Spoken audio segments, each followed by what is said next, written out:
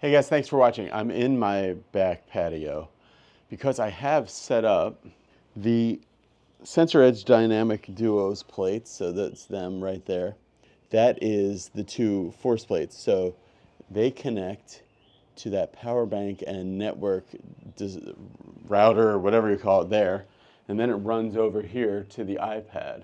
I'm just kind of going through this app and seeing if I can make a good change in my swing. So I just recorded a swing.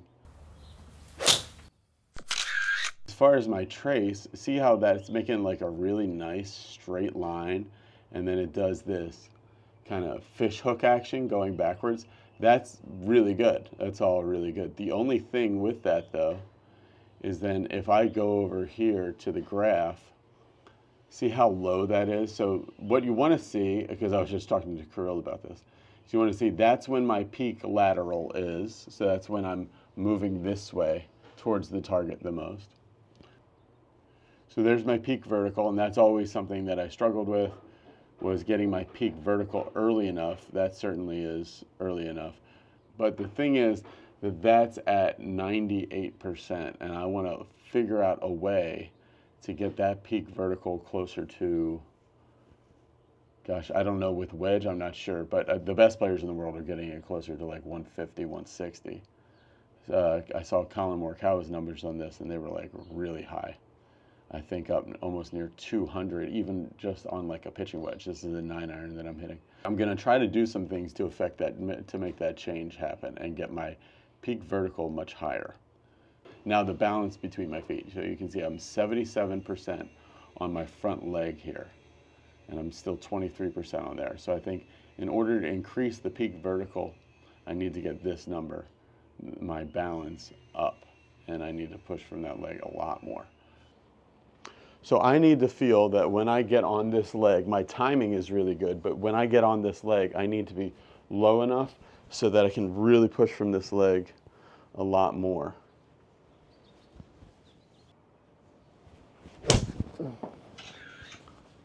Let's see how that did.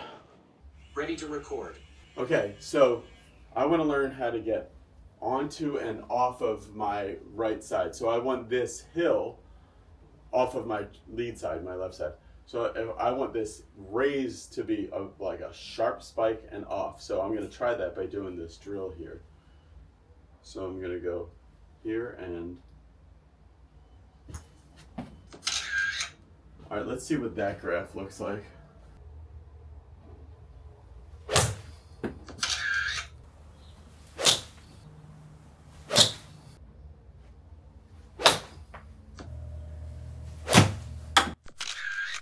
All right, this is my before. I've been working on the sensor edge plates to help me with not just distance and speed. Obviously, I want that, but really, I think this is where consistency kind of starts. And if you're going to be a really consistent ball striker, you need a few things. Okay, but what I'm mainly working on is getting, see that number 98 there? So that is like the peak, my peak vertical force on the downswing. So the timing of that is something that I've always struggled with, but right there, that is like perfect timing. That is nearly perfect timing. That's when I am really spiking and pushing the ground the hardest. Then the energy whips through your body and goes to the club. The problem is, though, that that's only 98% of my weight. And that should really be like probably at least 120. And if you really want to be elite, you got to get that up into like maybe even the 140s. These are numbers that I saw from Colin Morikawa, even hitting a wedge, and Colin was really, really spiking the ground at that point. So I had to do some things to work on it. So this was one of the drills that I was doing, this step and hit, to try to get that feeling of spiking the ground. And this one got up to like 110 or so in there. But this step and hit, and you can see the dynamics of the impact were a lot better too.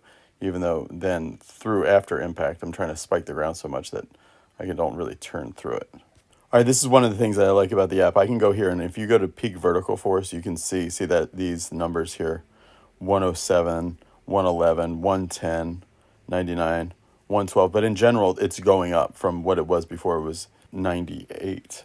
So let's see. So ball position slightly more forward.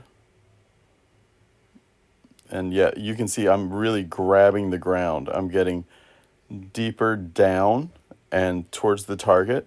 And I'm like acting as if my foot is a big like Sasquatch foot, only it can like grip, you know. I'm really gripping the ground with that lead leg and then pushing off of it. And now the timing is a little earlier too, which is always welcome for me, of the peak vertical. And then I'm staying in the shot really nicely. So that was a really big difference if you look at this one. Okay, so we're going to do a little before and after of the peak vertical using the sensor edge plates. This is mirror flipped, so it's going to look like I'm lefty, but if I go through this, this is before.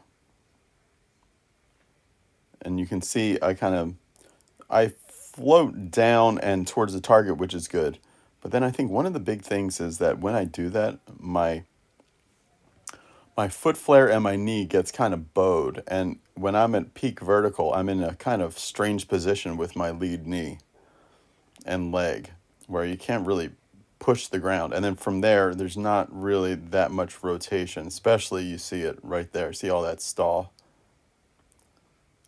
And then the force there in the leg is very low. So then I did the step drill, right?